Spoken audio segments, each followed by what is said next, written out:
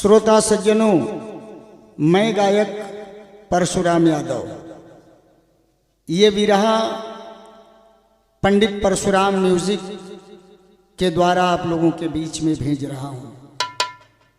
हमें विश्वास है कि इस विरहा को आप लोग पसंद करेंगे और निवेदन के साथ कहना चाहूँगा कि विरहा सुनिए, लाइक कीजिए, शेयर कीजिए और अधिक से अधिक सब्सक्राइब कीजिए बेल आइकन का बटन दबा करके। चला मास्टर, भूमिका में भाव दिहल गई बा।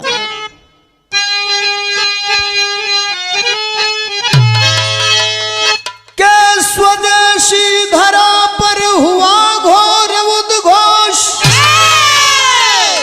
जब मंगल ने मंगल का डंका बजाया, बगावत का बाजा बजा करके नाहर ब्रितानी हुकूमत की चूल्हे हिलाया। मंगल की फांसी सुमंगल के स्वर में वतन प्रेमियों ने निडरता से गाया। परशुराम नाहर निडर चौधरी था, आजादी के खातिर हुकूमत गंवाया।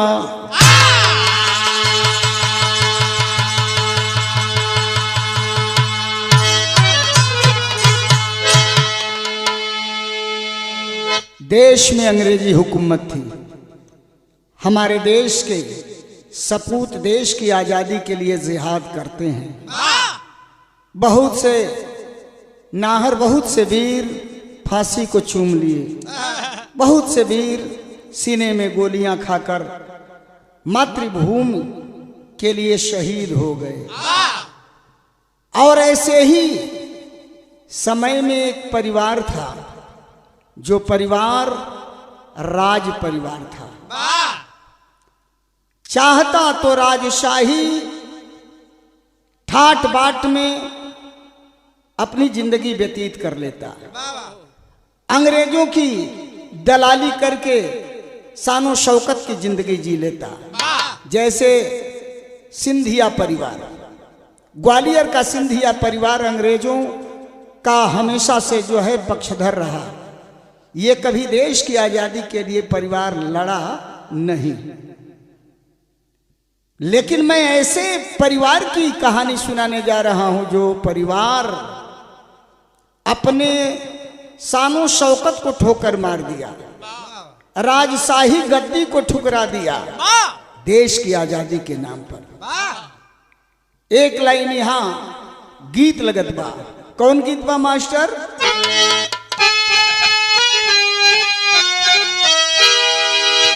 क्या सुनिला भैया यह कल युग में, अब सुनिला भैया यह कल युग में बस दुए चीज पे नाज बा।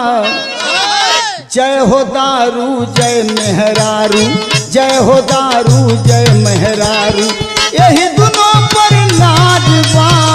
जय हो दारू जय मेहरारू।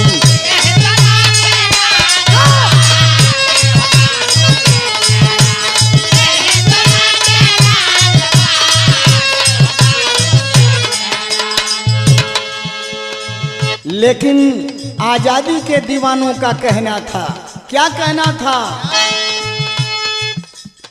प्राण से प्यारा वतन हमारा, और प्राण से प्यारा वतन हमारा मांग रहा कुर्बानी को। भारत की बलिदानी भू पर, भारत की बलिदानी भू पर अर्पित करो जवानी को।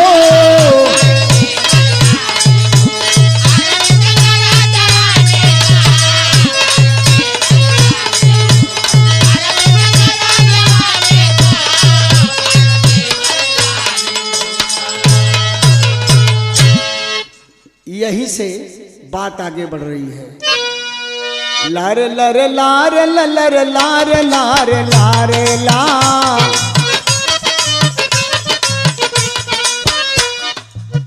कहर मनुवाद का आतंक जैसे छाया था, प्रशासन गोरों का ऊधम यहाँ मचाया था। बयां बैरकपुर छावनी का याद आता है, करन निपटान मंगल पांडे जबकि जाता है। मिला मेस्तर किया प्रणाम बोला बानी को, लगी है प्यासी है बाबा पिला दो पानी को। कहा मंगल तुझे कहने में शर्म आई ना, शूद्र की जाति करना कभी ढिठाई ना।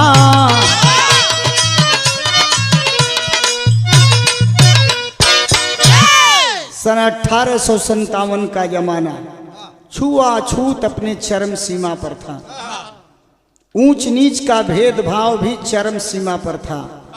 ऐसे में ही बैरकपुर छावनी जो बंगाल के अंदर है कलकत्ता के पास, बैरकपुर छावनी में अपने देश के रहने वाले मंगल पांडे अंग्रेजी पुलिस के जवान सुबह का वक्त था, लोटा में जल लेकर के लैट्रिन करने के लिए जा रहे थे और उसी सुबह की बेला में एक मेस्तर मिला मंगल पांडे जी से, हाथ जोड़कर पहले प्रणाम किया, बाबा प्रणाम, आशीर्वाद भी प्राप्त किया। आशीर्वाद प्राप्त करने के बाद वह मेस्तर कहा कि बाबा मुझे जोरों से प्यास लगी है, पानी पिला दीजिए। नाराज हो गए मंगल पांडे, शूद्र तुम्हारी ये हिम्मत, एक ब्राह्मण के लोटे से पानी पिएगा? कलश किए बाबा हम लोटा थोड़े न मंगली हैं, हम तो ही कले कि पानी पिया था, ऊपरों से पनिया गिरा दे तंजूरी में रोप के हम पी ले। मंगल पांडे जी अब ही कहलन कि ढिठाई करत हुए, अरे ऊपरा से पनिया गिराई तो लोटा में से धार फूट के तोरी हजूरी से छुआई कि ना छुआई, तब वो तो छुआ जी हमर लोटा। आज के बाद से ऐसा हिम्मत करिए मत, नीच जाति आ तोर हिम्मत हमारे लोटा से पानी पिए का। शूद्र कहलस कि बाबा हम तो नीच बटले बनी, लेकिन तू हूँ हमसे नीक नहीं खा, तू हूँ हमसे ऊंच बाड़ा ओढ़ा। मंगल पांडे तनी और झल्ला गया, क्या बोल रहा है? कहे बिल्कुल सही कह रहा हूं, हमसे भी नीच आप हैं। मंगल पांडे पूछ पड़े, कैसे कह दिया कि तुमसे भी नीच मैं हूं? तब बताया कि गाय सुअर की चर्बी, गाय सुअर की चर्बी मुंह में तुम लगाते हो, गाय सुअर की चर्बी मुंह में तुम लगाते हो, अरे जाति के नाम पर फिर रोब क्यों जमाते हो?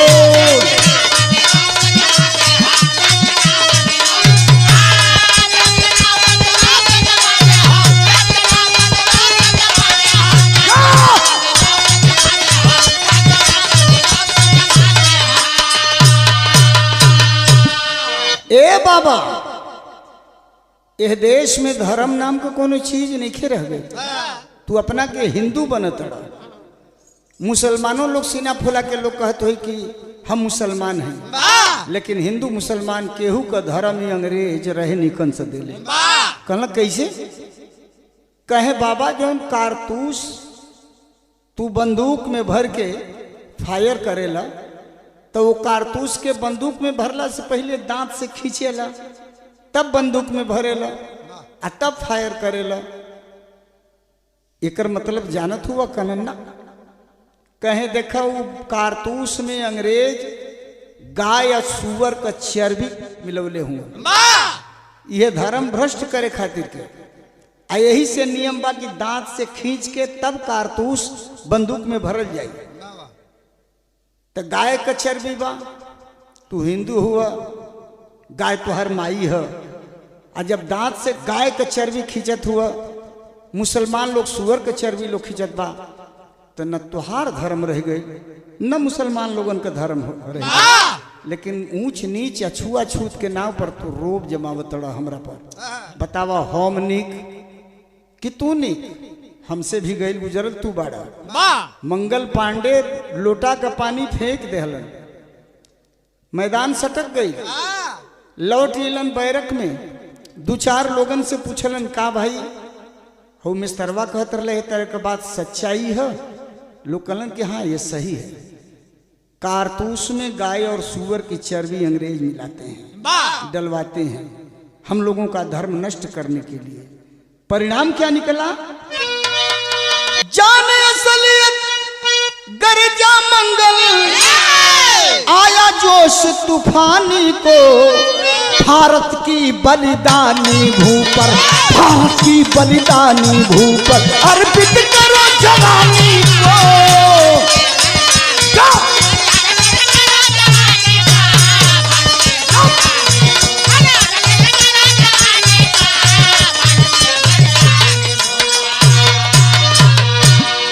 असलियत सामने आ गई। मंगल पांडे समझ गए कि मिस्टर गलत नहीं कह रहा था। प्लान बना लिए कि धोखा करने का मजा चखाऊंगा। सन 1857 29 मार्च की तिथि आई।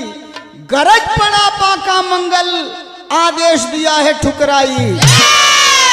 1857 29 मार्च की तारीख परेड ग्राउंड पर जवान पहुंचते हैं परेड करने के लिए, और इसी बीच सर्जेंट मेजर आदेश देता है फायर करने के लिए।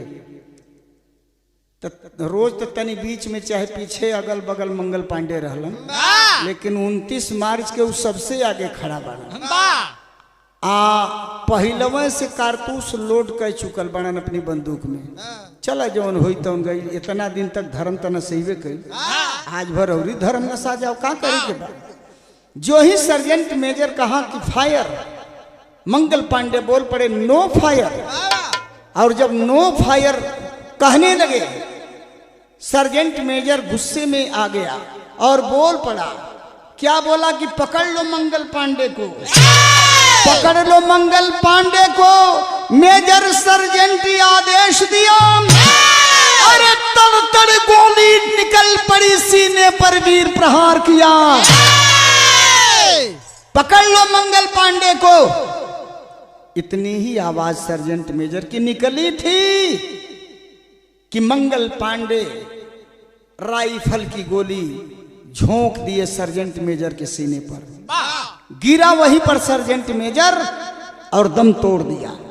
जब दम तोड़ दिया तो उसके बाद तो भगना चाहिए था मंगल पांडे को, लेकिन बारे मंगल पांडे गोली मारने के बाद भी करते हैं क्या, तन्नी सा बढ़ा।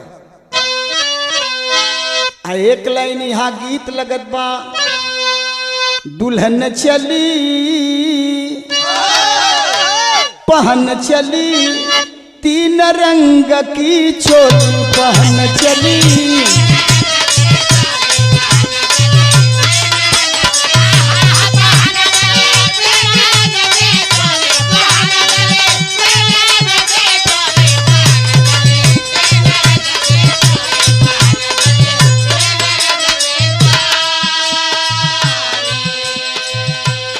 लेकिन ये भाव दिया गया है मंगल पांडे के लिए, क्या? दिलावर दिलावर दिल का बहुत बड़ा था दिलावर।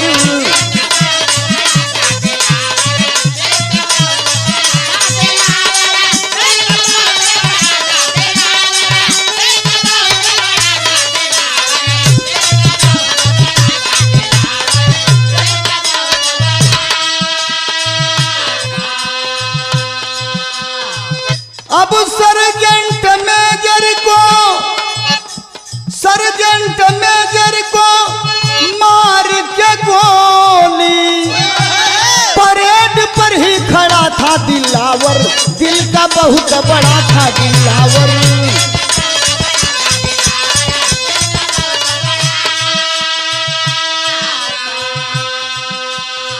परेड ग्राउंड पर ही खड़े रहे मंगल पांडे, भागे नहीं। फलस्वरूप मंगल पांडे को गिरफ्तार कर लिया गया परेड ग्राउंड से ही। और इसके बाद गिरफ्तार करने के बाद अंग्रेज मंगल पांडे को बंगाल से लेकर कलकत्ता से लेकर यानी बैरकपुर छावनी से लेकर चल पड़े। कहाँ लेकर के आए? अरे होकर की रफ्तार मेरठ में आया, मेरठ छावनी में लेकर के अंग्रेज पहुंच गए। 8 अप्रैल को फांसी वो पाया। 29 मार्च की घटना, बिना मुकदमा चलाए 10वें दिन मेरठ छावनी में मंगल पांडे को अंग्रेज फांसी पर झुला दिए। तो कहना पड़ा होकर की रफ्तार मेरठ में आया, 8 अप्रैल को फांसी वो पाया। क्रांति का उन्माद बन करके शोला,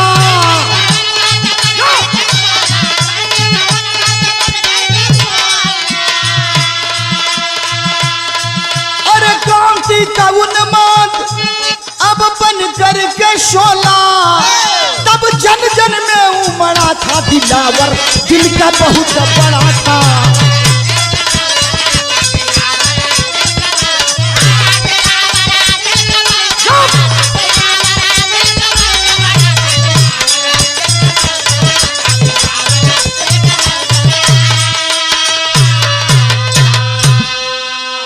फांसी पर झूल गए मंगल पांडे, लेकिन क्रांति का शोला भड़का कर गए देश में। देश के कोने कोने में क्रांति की ज्वाला भड़क उठी।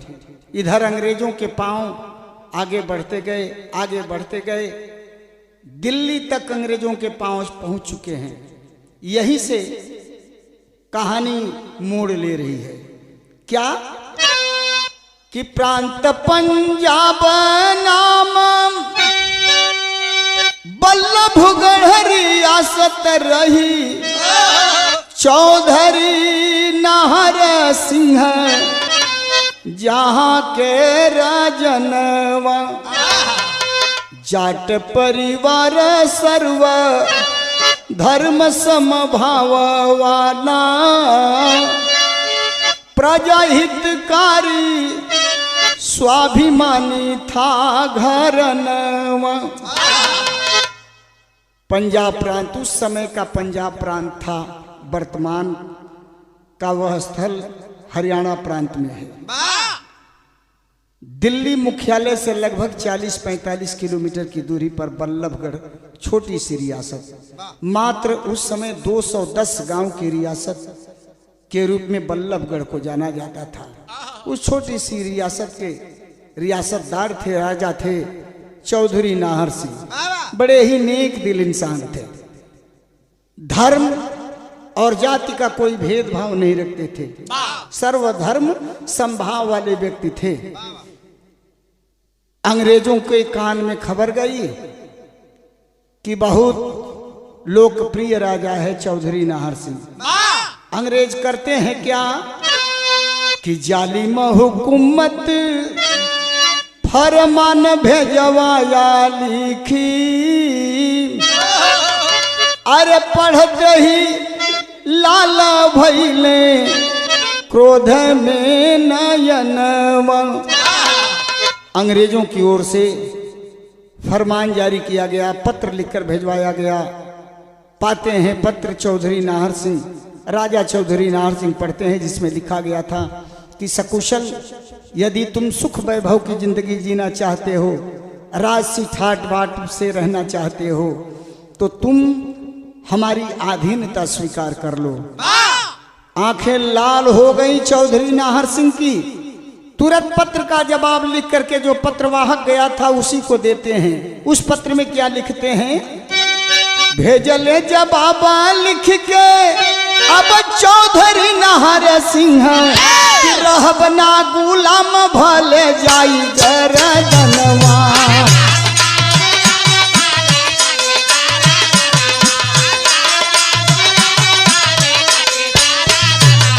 अरे रहब ना गुलाम भले कटी गरदनवा हो।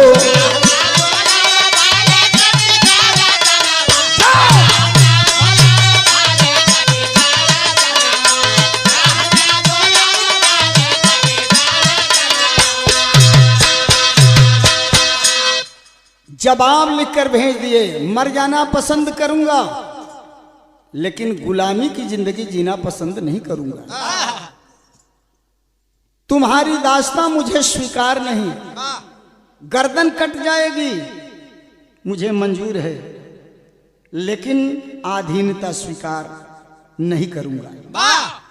फलस्वरूप अंग्रेजों की एक बड़ी फौज भेज दी गई बल्लभगढ़ रियासत पर आक्रमण करने के लिए। अब समझ लीजिए मात्र 210 गांव की रियासत थी, तो राजा चौधरी नाहर सिंह की सेना कितनी बड़ी होगी। एक छोटी सी सेना लेकर के देश के लिए राजा चौधरी नाहर सिंह अंग्रेजों के सामने जंगे मैदान में जा डटे। तो एक लाइन यहाँ गीत लगत बा, ई गीत कौनो बहिन ससुरा से घरे आईबा मने नैहर में आईबा, ओकर भाई फौजी रहलन जो बियाहे में ना पहुंच पवल रहलन। जब वो नैहर आइल इनके छुट्टी मिलल अइलन तो पहली बार क्षमा मंगलन की बहन क्षमा कह दिया, तोहरे बियाह में ना आ पौली, खैर तू तो आ गई बड़ू, अब अगली बार आई बस ससुरे में रहबू तो तुहसे भेंट करे तोहरी ससुराल में जरूर आई। लेकिन एक समस्या बा, समस्या ई बा कि हम तोहार ससुराल देखले नाही, घर द्वार देखले नाही, कहाँ बा केहर बा। जाई वो गांव में अगर पूछब तोहार घर द्वार आ लोग जनिहन की फलाना के सार हूँ तो ताना मरिहन की फलाना के सार अपनी बहन के घरे नहीं देख रहे, तो कोनो निशानी बता दा बहन, ताकि वह निशानी देखत हम चली आई। बहन अपने फौजी भाई से बतौले बिया, का बतौले बिया,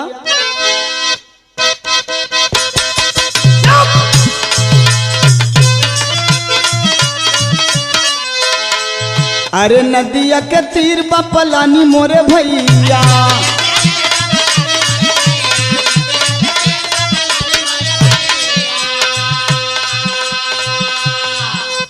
पकवाई नरवा बघन बसमरिया,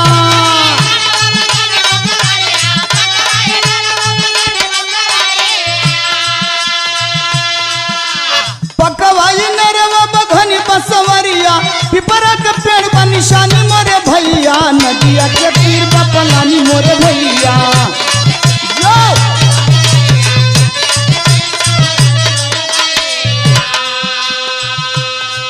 लड़ाई छिड़ गई, एक तरफ राजा चौधरी नाहर सिंह की सेना, दूसरी ओर अंग्रेजों की विशाल सेना। परिणाम क्या निकला कि छिड़ल समर घमासान मोरे मितवा,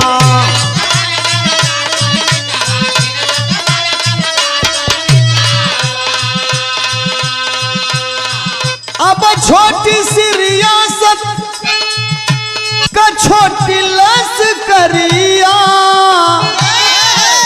लड़ते जवान सीना तान मोरे मितवा, छिड़ल समर घमासान मोरे मितवा।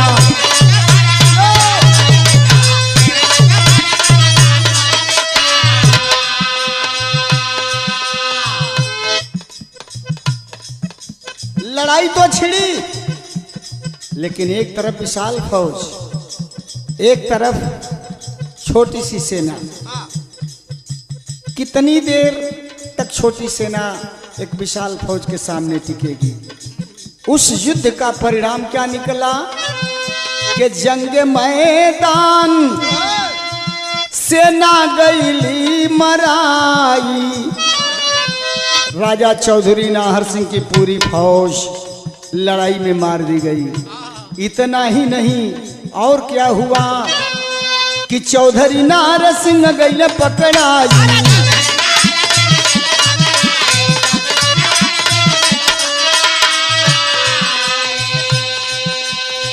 अंग्रेज गिरफ्तार कर लिए राजा चौधरी नाहर सिंह को, लेकर के दिल्ली में पहुंचे और दिल्ली में ले जाकर के कैद खाने में बंद करके रखे। मुकदमा चला, लेकिन परिणाम क्या निकला, दिल्ली में ले जाके पापी फांसी पर झूलवले।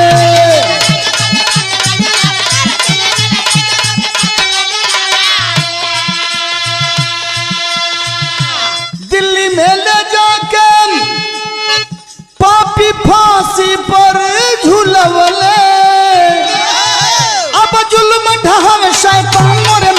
छिड़ला समारा घमासान मोरे मिटवा।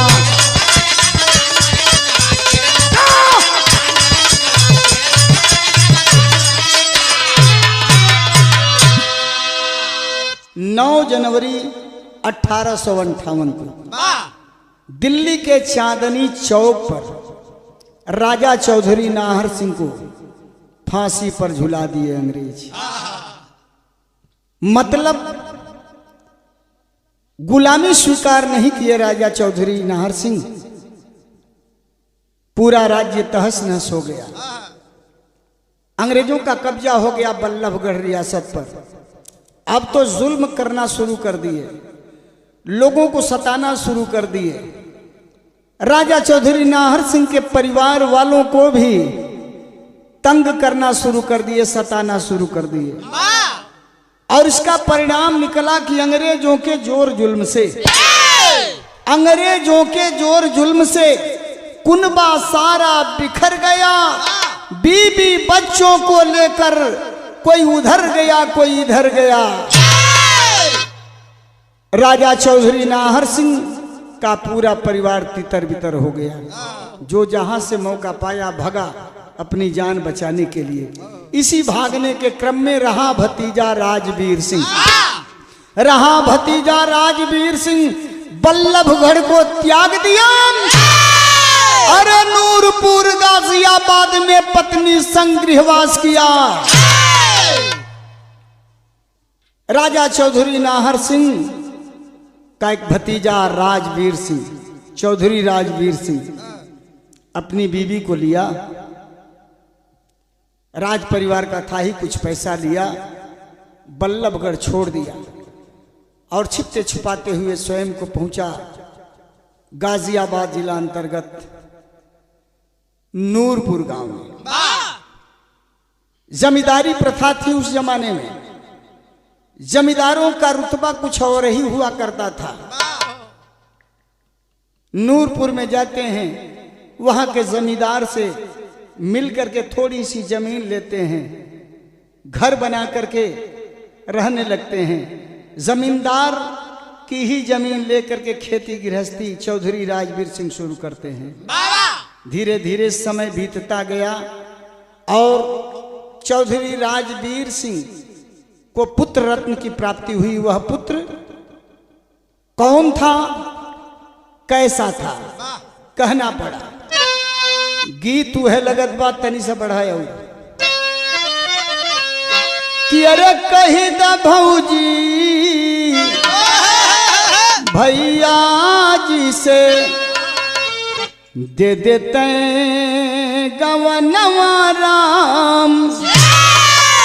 लेकिन कहना पड़ा गाने में कि बेटा मीर सिंह जेकर, अब बेटा मीर सिंह जेकर बड़ा स्वाभिमानी हो।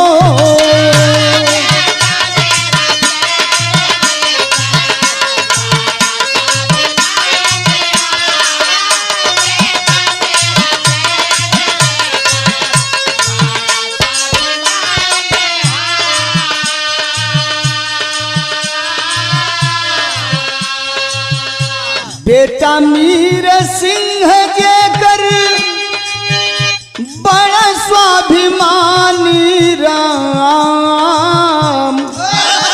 घर परिवार देखें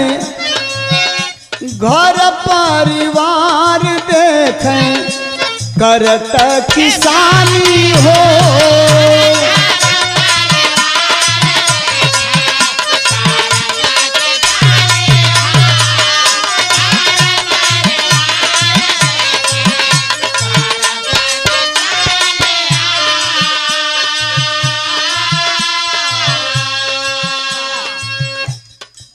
बेटे का नाम रखा गया चौधरी मीर सिंह।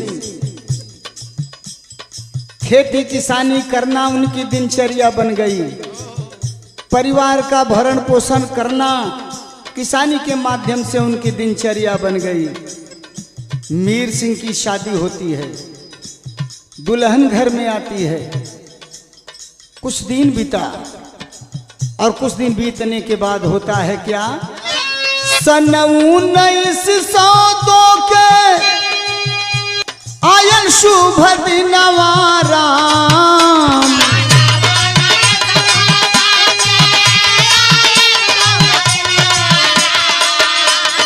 बाबा बाबा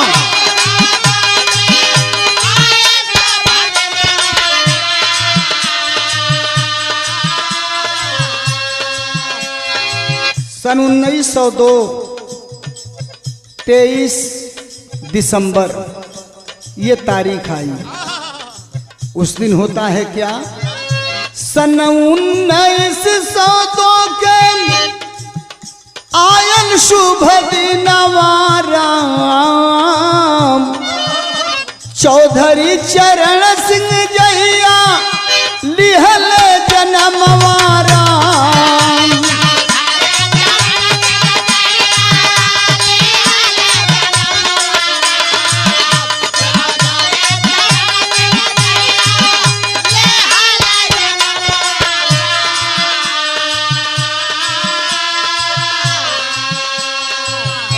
माई बतलावे अपना, माई बतलावे अपना कुल के कहानी हो।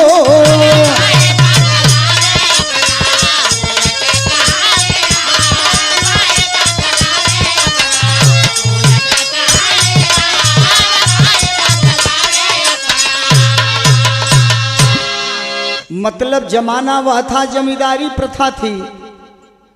हमारे देश का गरीब समाज दो पाटों के बीच में पीसा जा रहा था उस समय। दो पाट कौन?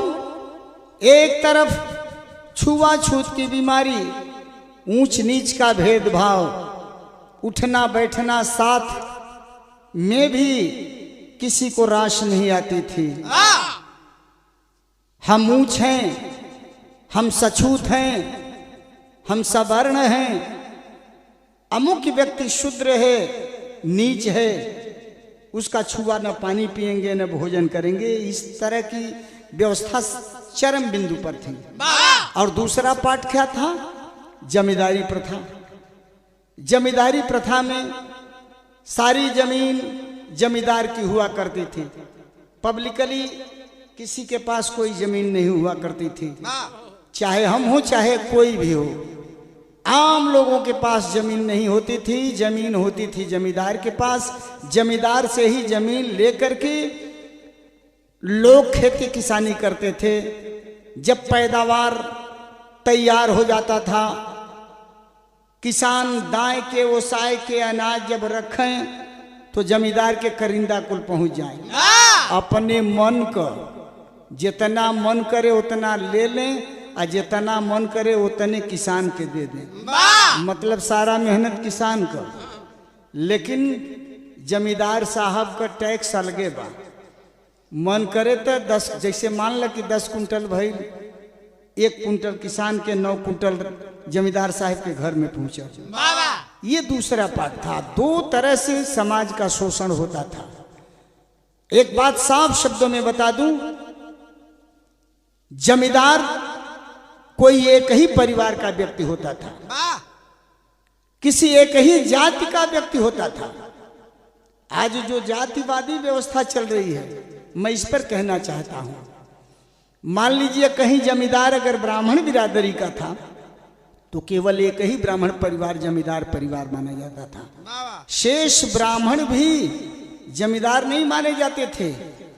वो भी जमींदार से ही जमीन लेकर के खेती करते थे और उनसे भी उसी तरह का बर्ताव होता था। जहां जमींदार ठाकुर था तो केवल एक परिवार था, अन्य ठाकुर तो हमारे जैसे आप जैसे एकदम सामान्य श्रेणी में हुआ करते थे। उनसे भी उसी तरह का बर्ताव होता था। तो दो पाटों के बीच में हमारा समाज पीसा जा रहा था। यहां टेरी लगत बा मास्टर कि अब जमींदारी में गरीब रो रहे, मोरे राम हो राम। हाँ, जमींदारी में गरीब रो रहे, करते मनवादी अरे करते मनवादी गोरों की ताबेदारी ताबेदारी ताबेदारी। वही में जे दलाल किस्म का रहल आपन अंग्रेजन के दलाली भी करत बा, काम चक चक चक चक बनवले बा, लेकिन रहा करिंदा जमींदार का, रहा करिंदा जमींदार का, मांगा आए लगान, मजबूरी ना सुना नीच मारा डंडा श्रीमान। मीर सिंह के बतौली ना, मीर सिंह किसान आदमी, उन्हीं के बेटा चौधरी चरण सिंह। सन 1902 23 दिसंबर को उनका जन्म हुआ था। सन 1912 मतलब चौधरी चरण सिंह मात्र 10 वर्ष के थे, छोटी अवस्था। एक दिन जमींदार का करिंदा आया, मीर सिंह से कहा कि अरे मीर सिंह लगान दो, खेती कराए, लेकिन अब तक तुम टैक्स नहीं दिया। मीर सिंह कहते हैं भैया इस समय पैसा नहीं है, जाइए 10 12 15 दिन के बाद आइएगा, मैं दे दूंगा। खैर पहली बार तो चला गया करिंदा, लेकिन दूसरी बार जब आया और यही जवाब सुना मीर सिंह की जुबान से, उस दिन वह करिंदा अपने को रोक नहीं पाया, हाथ में डंडा लिए हुआ था, खींचकर 2 डंडा मीर सिंह की पीठ पर जमा दिया। चौधरी मीर सिंह की पीठ पर डंडा पड़ रहा है और 10 वर्ष का बालक चौधरी चरण सिंह देख रहा है।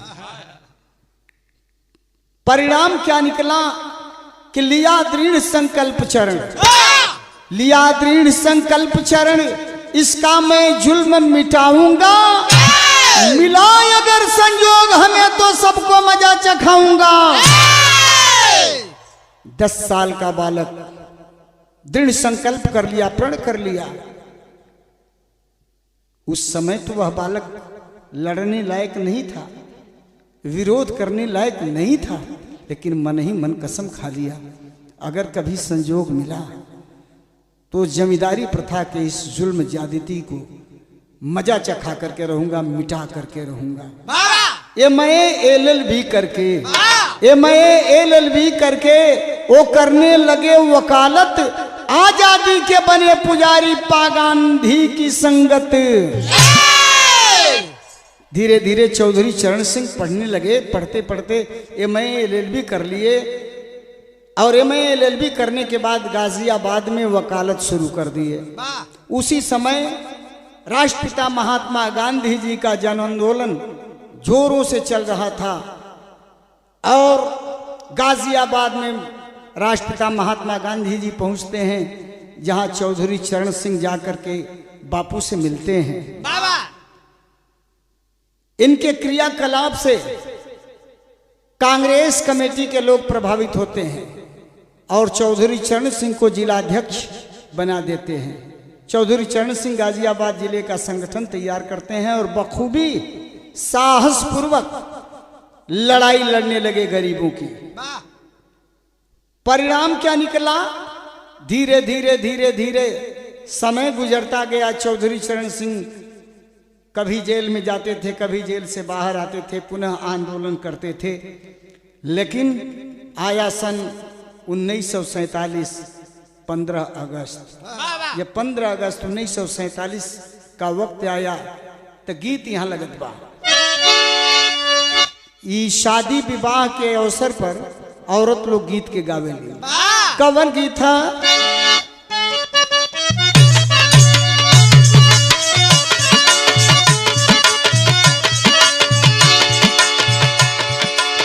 मोरा पिछुआरवा रे, मोरा पिछुआरवा रे, छिछली गड़हिया महाराजवा रे, हो मोरा पिछुआरवा रे, छिछली गड़हिया महाराजवा रे, फूलवा फूलेला कचनार महाराजवा रे।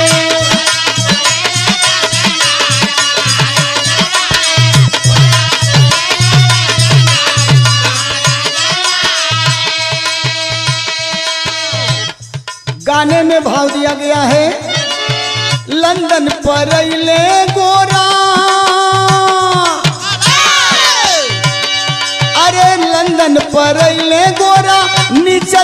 बाज तब सूरज मिलल, तब सूरज मिलल, हो गईले देशवा आजाद तब सूरज मिलल।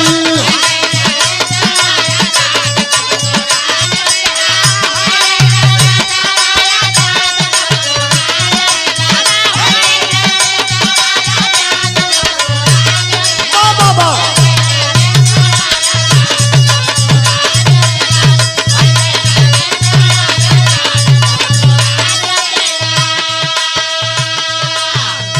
15 अगस्त 1947 को देश की आज़ादी की घोषणा हो गई, लेकिन अधूरी आज़ादी थी, इसलिए कि अंग्रेजों ने शर्त रखा था कि जब तक तुम भारतीय संविधान का मूल रूप कैसा होगा बनाकर नहीं दिखाओगे लिखित रूप में, और हम संतुष्ट नहीं होंगे, तब तक पूर्ण रूप से भारत को आजाद नहीं करेंगे। परिणाम बनल जी भी पंत जी के,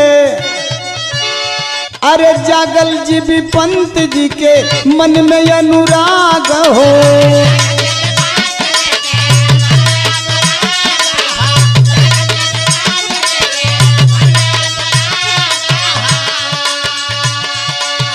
उत्तर प्रदेश में आजाद भारत के प्रथम मुख्यमंत्री बनाए गए जीबी पंत, गोविंद बल्लभ पंत, और उन्हीं के मंत्रिमंडल में चौधरी चरण सिंह को भी मौका मिल गया। कौन सा मौका मिला? अरे जागल जी भी पंत जी के मन में अनुराग हो, चौधरी चरण सिंह पवले राजस्व विभाग हो।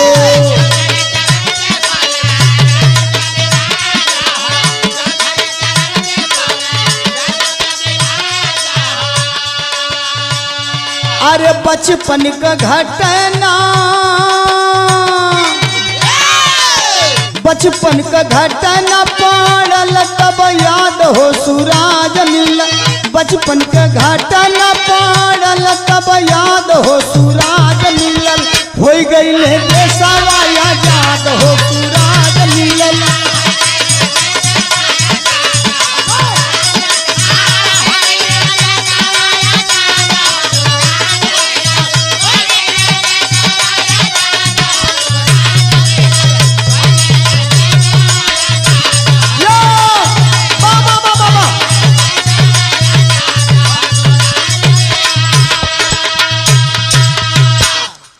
पंडित गोविंद बल्लभ पंत जी मुख्यमंत्री बने, उनके मंत्रिमंडल में राजस्व मंत्री बनाए गए चौधरी चरण सिंह। खैर 26 जनवरी 1950 को पूर्ण आजादी की घोषणा हो गई, इसलिए कि भारतीय संविधान का ढांचा कैसा होगा अंग्रेजों ने लिखित रूप में पढ़ा, उन्हें संतुष्टि का आभास हुआ और उन्होंने पूर्ण रूप से देश की आजादी की घोषणा कर दिया। राजस्व मंत्री बने चौधरी चरण सिंह, मुख्यमंत्री थे पंडित गोविंद बल्लभ पंत जी। राजस्व मंत्रालय का पदभार संभालते ही चौधरी चरण सिंह के दिल दिमाग में वह सीन, वह दृश्य नाचने लगा। जब अवस्था 10 साल की थी और अपने पिता की पीठ पर जमींदार के करिंदे को डंडा मारते हुए इन्होंने देखा था। परिणाम क्या निकला तनी सा बढ़ा कि अरे बचपन, अब बचपन के घाव का दवाई मिल गईली भैया।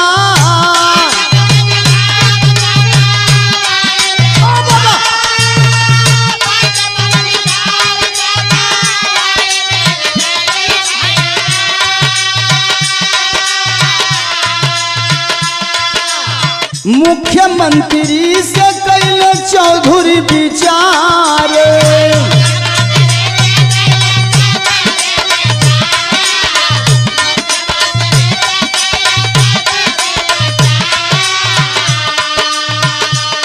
हाँ तोड़े जमींदारी प्रथा अपने प्रदेशवा के।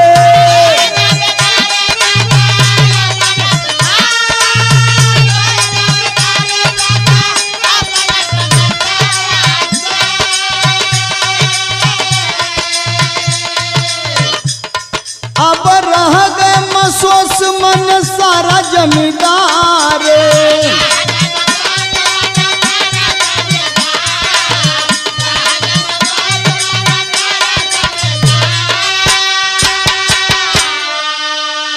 बात जरा समझ लें। राजस्व मंत्री के रूप में अपने मुख्यमंत्री के पास जाते हैं चौधरी चरण सिंह। कहते हैं साहब मेरा विचार है कि सबको अपनी जमीन अपना घर कहने का हक मिले। मुख्यमंत्री जी इस बात को समझ नहीं पाए। तुम क्या कहना चाहते हो चौधरी? चौधरी चरण सिंह कहते हैं साहब आप मुख्यमंत्री भले हैं, लेकिन जमींदारी प्रथा के अनुसार आप एक सामान्य नागरिक हैं, आप जनता हैं।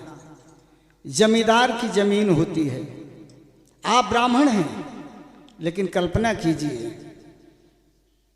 कि आप भी जमींदारी जमीन को ही लेकर के खेती कराए होंगे या आपका परिवार कराता होगा। आपके साथ भी वही बर्ताव होता होगा कि आपका परिवार मेहनत करके अन्न उपजाता होगा और जमींदार का करिंदा जब पहुंचता है तो मनमानी टैक्स वसूल कर लेता है। कहे हाँ ये तो है। कहें साहब मेरे विचार में यही आ रहा है कि इस प्रथा को ही तोड़ दिया जाए, सबके पास जमीन हो, सबको कहने का अधिकार मिले कि जमीन मेरी है, खेत मेरा है, घर मेरा है, ट्यूबवेल मेरा है, ट्रैक्टर मेरा है, या जो कुछ भी हो सबको ये कहने का मौका मिले। मुख्यमंत्री जीबी पंत जी कहते हैं कि चौधरी अरे तेरा विचार तो बहुत नेक है भाई, समाज हित में है, ठीक है मेरी ओर से आदेश है तुम जमींदारी प्रथा का उन्मूलन करो। चौधरी चरण सिंह को फुल पावर मिल गया। ई ना बतौलन कि वह बाबू के पिठिया पर दुई डंडा पड़े रहो, वही का हम बदला ले चाहते हैं, जमींदार लोगन के मजा चखावल चाहते हैं। बस धीरे से अधिकार पौलन कैलन का अल्लाह बदलता। रह गए मसोस मन सारा जमींदार।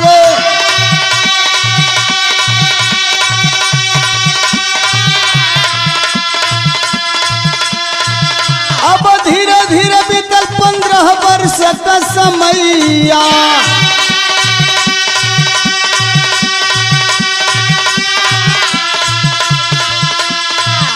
अब यूपी में बने चौधरी का सरकार।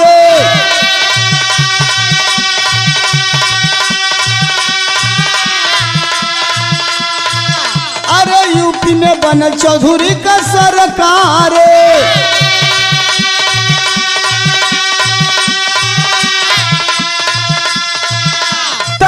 वंशवाद वाला जड़ से मिटवले।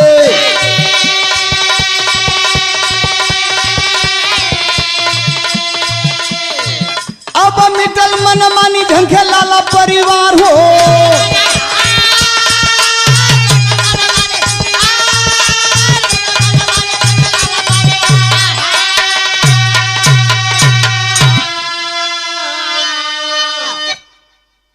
पहली बार राजस्व मंत्री बने तो जमींदारी प्रथा का उन्मूलन उन्होंने किया। धीरे धीरे 15 वर्ष का वक्त गुजरा, यानी आ गया सन 1967। 1967 में ऐसा मौका मिला कि उत्तर प्रदेश के मुख्यमंत्री की कुर्सी पर विराजमान हो गए चौधरी चरण सिंह। विराजमान होते ही एक वंशवाद की प्रथा को समाप्त किए। वह वंशवाद लाला बिरादरी के लिए था। उस समय पटवारी पद हुआ करता था। पटवारी पद का मतलब कि लाला जाति का ही व्यक्ति पटवारी पद पर रहेगा। और नियम था कि बाप अगर पटवारी है, रिटायरमेंट होता है, तो फिर उसके बाद उसका बेटा ही उस पद को प्राप्त करेगा, भले वो गोबर गणेश होके तक। चौधरी चरण सिंह इस नियम को तोड़ दिए कि वंशवाद नहीं चलेगा, पटवारी पद नहीं अब लेखपाल पद होगा और हर जाति के लोगों को अधिकार मिलना चाहिए। वो तोड़ दिए। कितनी बड़ी भलाई उन्होंने समाज का किया। आज ब्राह्मण भी कह सकता है कि मैं लेखपाल हूँ, यादव भी कह सकता है कि मैं लेखपाल हूँ, ठाकुर भी कह सकता है कि मैं लेखपाल हूँ, चमार भी कह सकता है कि मैं लेखपाल हूँ। लेकिन उस जमाने में सन 1967 से पहले लाला को छोड़कर किसी अन्य जाति के लोगों को ये कहने का अधिकार नहीं था कि मैं लेखपाल हूँ। तो इतनी बड़ी भलाई उन्होंने किया, उत्तर प्रदेश में जन कल्याण का काम उन्होंने किया। इतना ही नहीं, हम जब बचपना में थे अपनी आंखों से देखी हुई बात बता रहे हैं, रोडवेज की बसों में first class, second class, third class 3 श्रेणी हुआ करते थे। आगे बैठने वाला फर्स्ट क्लास का टिकट लेता था, बीच में बैठने वाला सेकंड क्लास का टिकट लेता था व्यक्ति, और पीछे बैठने वाला यात्री थर्ड क्लास का टिकट लेता था। चौधरी चरण सिंह ने इसे भी तोड़ा। बस एक ही सीट, एक ही जैसी, फिर 3 तरह का टिकट क्यों? एक समान सबका टिकट होना चाहिए।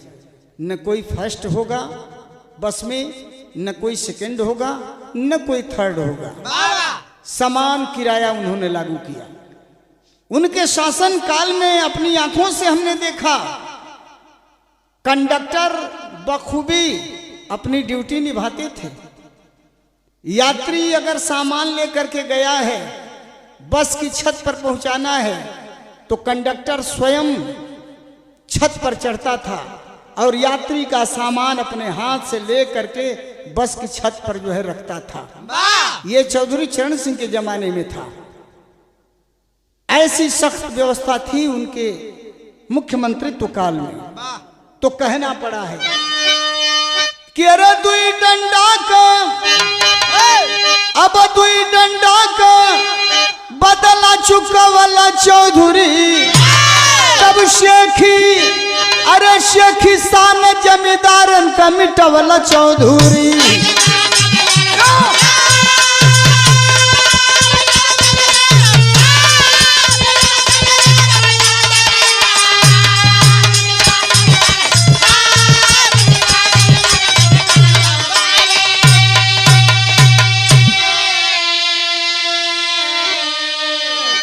देखें, ये क्षमता है।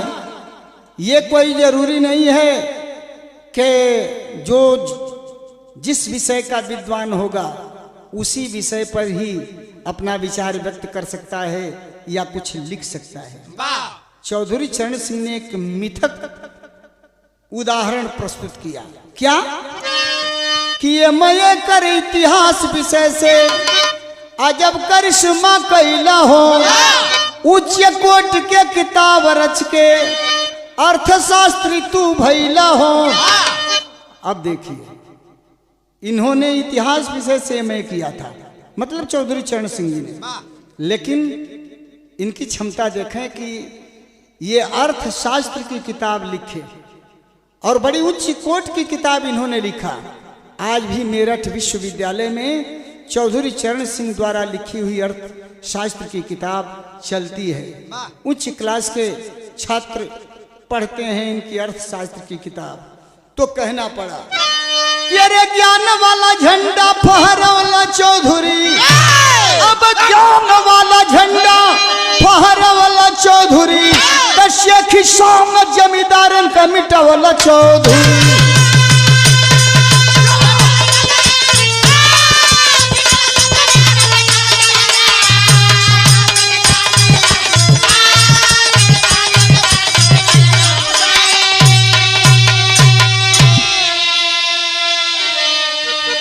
तो राजपुरम सदगुरु स्वामी राधे इंदु श्रीनाथ दयाल बच्चन विजयकांत और मधुकर कवि है साथ हो।